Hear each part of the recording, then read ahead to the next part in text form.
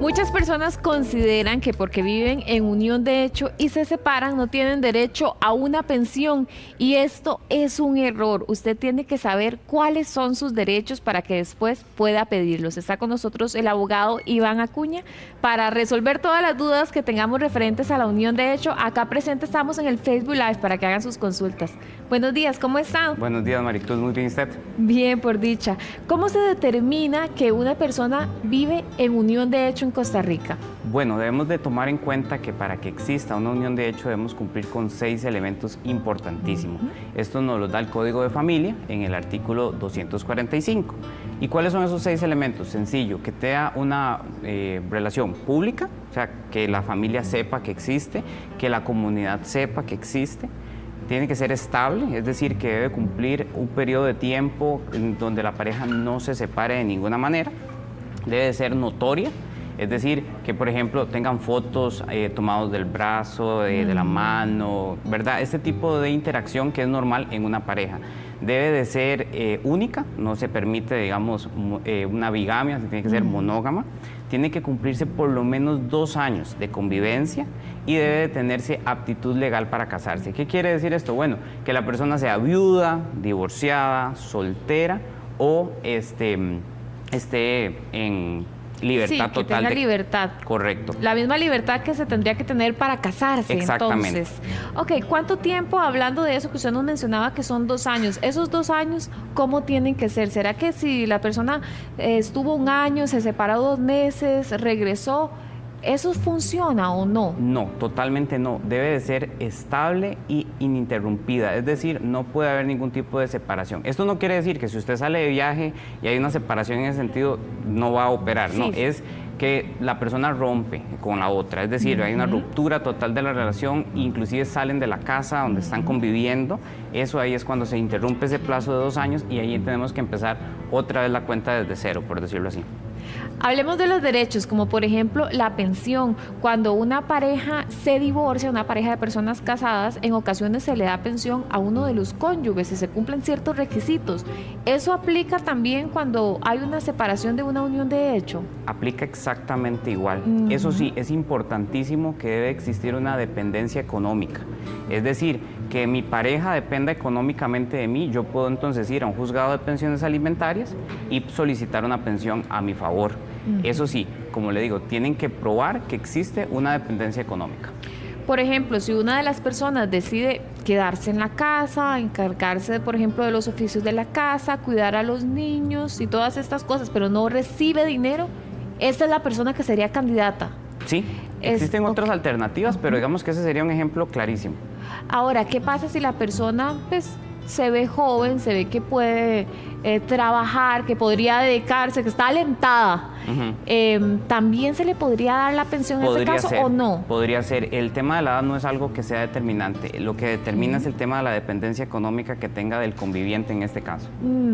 Entonces, ¿cómo tendría que ser esa relación? Así, para tener claro, para que realmente se llegue a dar una pensión a un excónyuge.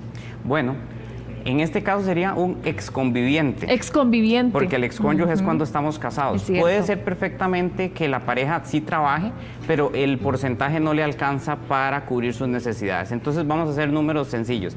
Yo gano 100,000, pero mi pareja me aporta otros 100,000 colones para poder vivir. Entonces yo puedo presentar un proceso para cubrir esos otros 100,000 que me hacen falta, porque existe esa dependencia económica respecto a esos 100,000 colones que me hacen falta.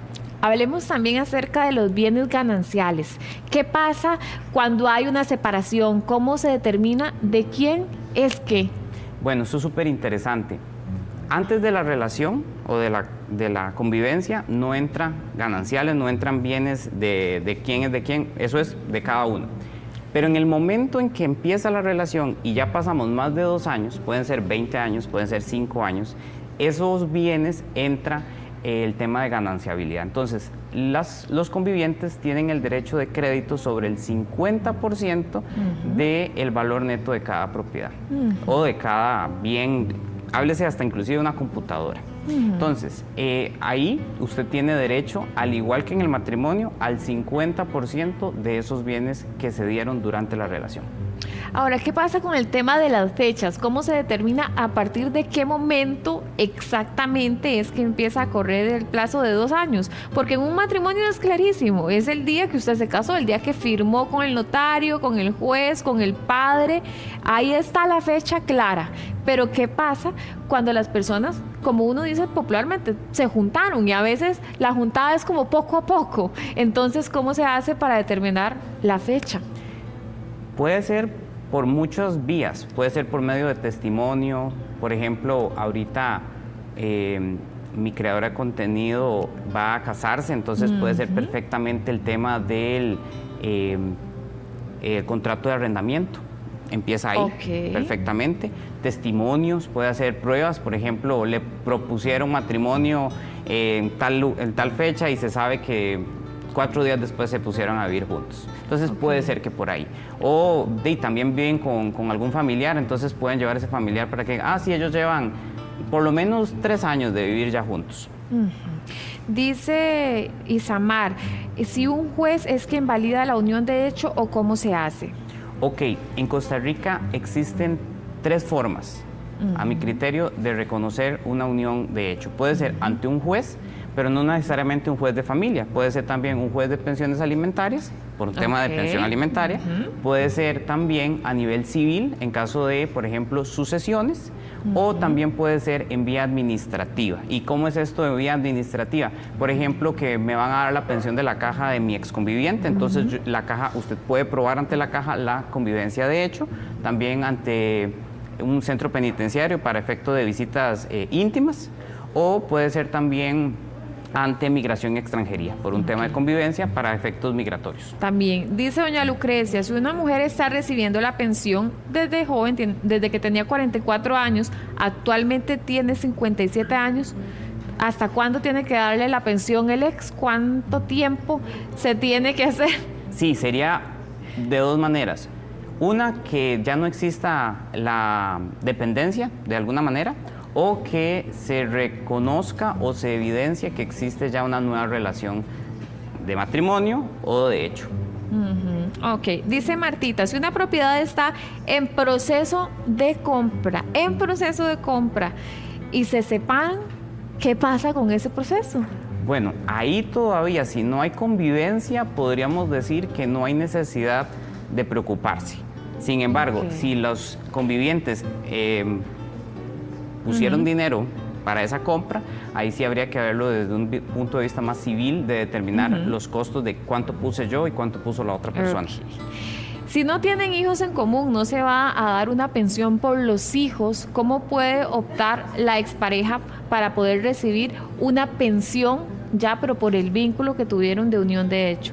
Justamente era lo que hablábamos hace un ratito, tiene que evidenciarse que existe una dependencia económica para usted solicitarle a un juez que necesita pensión alimentaria. Y ahí en ese caso, con las valoraciones que va a hacer el juez y demás, se determina si existe o no la necesidad para fijar esa pensión alimentaria.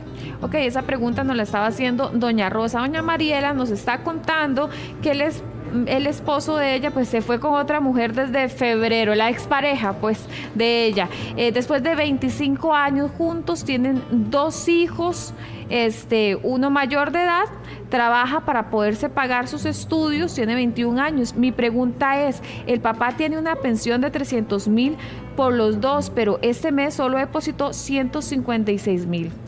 Él fue a quitarse la otra. ¿Puede quitársela o no? A mí me tiene que notificar porque el mayor está estudiando. Entonces, ¿hasta qué edad tendría que realmente darle la pensión? Bueno, en pensiones alimentarias, si usted tiene una carga académica regular aceptable, puede llegar hasta los 25 años de edad. Pero lo importante aquí tomar en cuenta es que quien tiene se llama legitimación, pero es el que puede ir al juzgado a decir que necesita o que continúe la pensión, es ya la persona mayor de edad. Dice doña Ana, ¿qué pasa si la mujer interpone una medida cautelar, alega que tienen 10 años de no tener intimidad? O sea, viven en la misma casa, pero no tienen intimidad. Y ella se fue un mes. ¿Realmente podría haber ahí una unión de hecho? Pensaría que no. Okay. Porque hay una interrupción del plazo, salvo que haya sido posterior, digamos, o anterior a 2 años. Ujú. Dice Jen que tiene 7 años en unión libre, tiene 2 hijas. La relación no está bien en ese momento. Aparte de la pensión de mis hijas, yo podría recibir una pensión, ya que no puede trabajar porque la bebé está de meses. Sí, podría ser candidata perfecta a una pensión alimentaria, en tanto exista esa dependencia. Sonita pregunta si uno tiene pensión por divorcio, ¿clasifica para otra pensión? Porque no le alcanza la que tiene después del divorcio. No, porque existe ya una previa. Esto es en tema de relación con la nueva persona. Dice doña Ana que el tío vivía en unión libre, le dieron un bono de vivienda, ella falleció. ¿Esa casa sería solo de él? No necesariamente, eso es un punto interesante. En tema civil, en el artículo 572, habla sobre la herencia legítima. Entonces, en Costa Rica puedo decir, sin miedo a equivocarme, que un 85% de los costarricenses no testan, es decir, no hacen testamento. Entonces se van a lo que la ley dice, y la ley dice que uno de los herederos legítimos es el conviviente de hecho. Entonces, no es cierto que sea el 100% de él, salvo que no haya nadie más, pero normalmente entran papá, hijos y la pareja en este caso. Entonces, no necesariamente, habría que ver el caso concreto. Dice Helen, ¿qué pasa cuando existe una separación por infidelidad? ¿Aplica la pensión para el cónyuge inocente? No, porque aquí no estamos en un matrimonio, no hay necesidad de causales de divorcio, aquí es una separación, pero sí podría tener pensión alimentaria, pero por un tema de dependencia, no por un tema de castigo como sería en temas de matrimonio. Aquí nos quedan más preguntas, licenciado, ¿nos quedamos contestando? Si gusta, adelante. Bueno, trato hecho, está bien, muchas gracias. Hasta y gracias luego. a las personas que participaron. Seguimos.